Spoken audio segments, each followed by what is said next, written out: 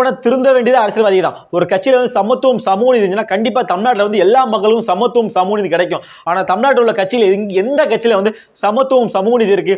நீங்க எத்தனை தமிழ்நாட்டில் எல்லா கட்சியும் எடுத்துக்கிறோமே, எல்லா கட்சியிலும் வந்து எந்த கட்சியில வந்து பட்டியலினத்துக்கு வந்து மாவட்ட செயலர் பதவி கொடுத்துருக்கீங்க?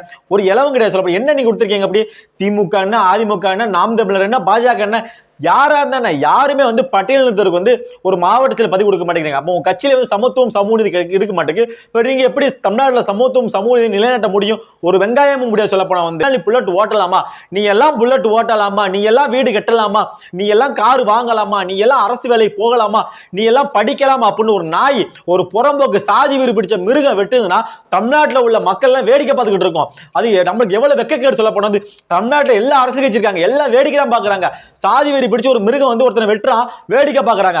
ஆனா ஒரு பெண்ணுக்கு வந்து பாலியல் வன்முறை பண்ணும்போது வந்து தப்பு தான். ஒரு பெண்ணை வந்து பாலியல் வன்முறை பண்ண தப்பு தான். அப்போ அந்த பெண்ணுக்கு பாதிக்கப்பட்ட பெண்ணுக்கு தமிழ்நாட்டு மக்களும் சரி அரசியல்வாதியும் சரி உறுதுணையா இருக்கிறோம்.